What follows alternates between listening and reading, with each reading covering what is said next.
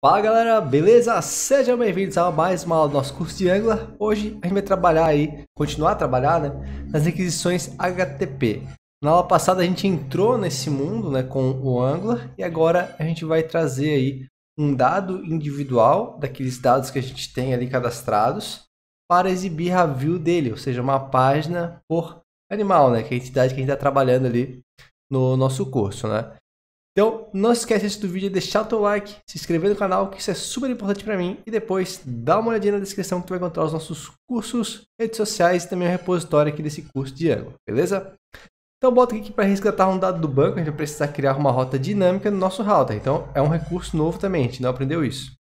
Baseado no ID do item, teremos a seleção do dado no banco, geralmente vem pela URL, então a gente vai pegar os parâmetros que vem pela URL e fazer essa requisição lá, aquele select no banco de um registro só, tá?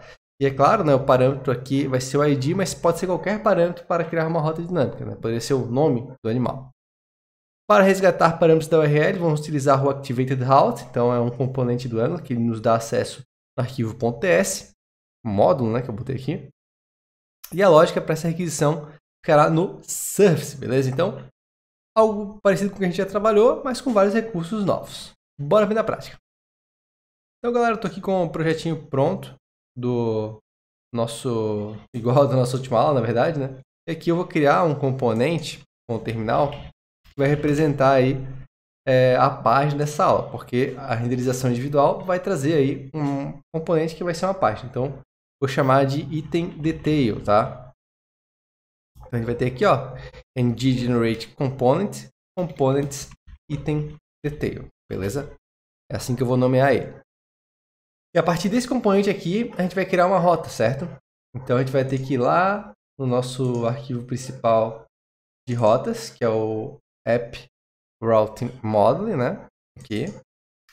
E nele a gente vai criar uma rota aqui embaixo, ó.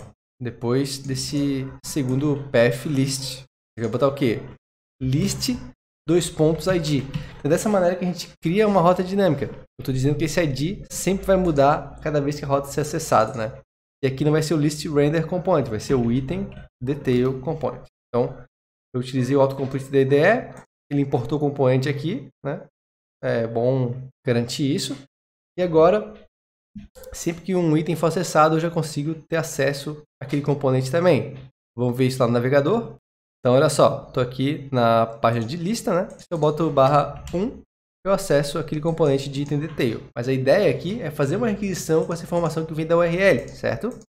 Então, a gente vai ter que deixar também o backend rodando, né, galera? A gente vai dar o nosso npm run server, lembrar disso, para estar trazendo os animais aqui por meio do Surface, tá? Beleza. O que mais que a gente pode fazer aqui já para ir caminhando, né, para aquele resultado ali? Bom, eu vou também inserir um link lá na minha lista. Então, nesse meu list render aqui, eu vou também trabalhar um pouco nele. Onde, aqui no nome, galera, eu vou recortar esse cara. Vou botar uma tag A, beleza? Vou imprimir o nome nele, tá? E o meu router link aqui do nome vai ser /list /animal.id, né? Que é uma informação que a gente tem. Então, ele diz aqui, ó, que a gente não tem um ID, né, galera? Mas se a gente for lá no banco, a gente consegue ver que a gente tem esse ID, certo? Então, tá errado nossa interface. Então, eu vou botar aqui, ó, ID number, beleza?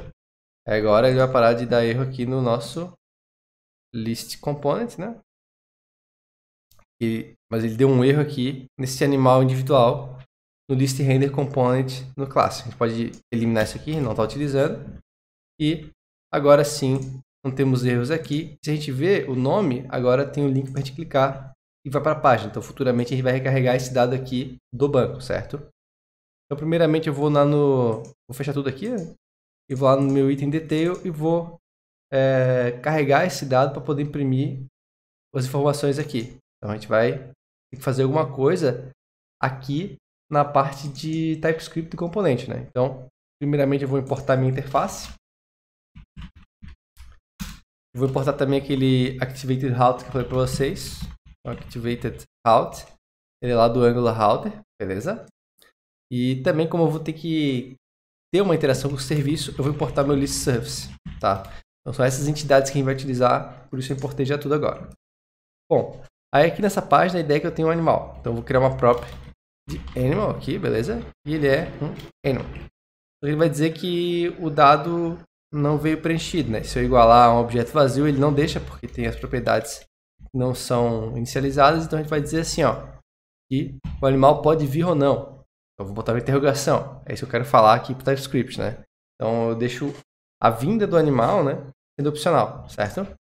Então tá. Agora eu preciso inicializar as coisas que eu quero no meu constructor para poder utilizar elas aqui na minha classe. Então a gente vai inicializar o listSurface, que vai ser um listSurface, igual lá no outro componente que a gente fez. Eu também preciso armazenar o meu ActivatedRoute. E geralmente a gente chama esse cara de route. Então vai ficar assim, ó. Então isso aqui é o necessário para a gente poder criar a lógica dessa rota aqui, beleza? E aqui no constructor eu vou dar um thisGetAnimal, que é o método que eu ainda não tenho, mas ele vai ser executado quando o usuário entrar nessa rota. A gente vai criar ele aqui, ó, getAnimal. Então, a partir desse cara eu vou acessar o surface e puxar o dado do banco, tá? Aqui eu preciso do ID, então eu vou pegar const ID igual a thisRoute, tá? Então eu vou acessar já esse cara que eu importei. Aí eu acesso snapshot, que é uma propriedade que ele possui, patternMap.getID. Então, daqui eu extraio o ID, né? Um pouquinho mais complexo, né, aqui no React, mas beleza. Então aqui, galera, como o ID geralmente no animal é tratado como um number, né? Já vou fazer essa conversão aqui para não ter problemas. Eu vou tratar esse dado que vem como uma string, né, que ele vem pelo URL, como um number a partir de agora. Né? Eu faço a conversão aqui, tá? E aí eu vou acessar um método lá no meu service, que vai ser o getItem, tá? Então const listSurface.getItem. Então não tem esse cara aqui ainda, vou ter que criar ele lá no meu serviço.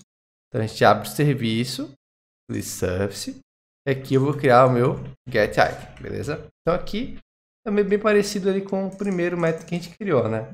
A gente vai ter o quê? Uma propriedade de ID chegando, né? Um argumento de ID chegando, e a gente vai observar alguma coisa também. Mesma coisa, só que é um animal sozinho. Então é mais uma lista, um array de animais, tá? E aqui eu vou dar um return, diz HTTP, é um get também, eu estou pegando só um item, né? Então eu não preciso fazer um outro verbo HTTP. Aqui eu passo um animal, né? Igual ali em cima, só que em vez de ser um array é um item normal. E eu tenho que enviar a URL. Então vai ser o seguinte, diz API URL, né? Barra ID. Então eu estou pegando esse ID do parâmetro e jogando aqui na minha URL e já fica, né, com o barra animals. Então estou jogando o ID no final, barra ID, e com isso a gente vai ter o resultado de esse animal preencher os meus requisitos, certo? Só que tem um porém ainda. Lá no nosso details a gente deu o getItem aqui, beleza? Passamos o ID, mas ainda não tem a atribuição do animal aqui. Como é que a gente vai preencher esse item?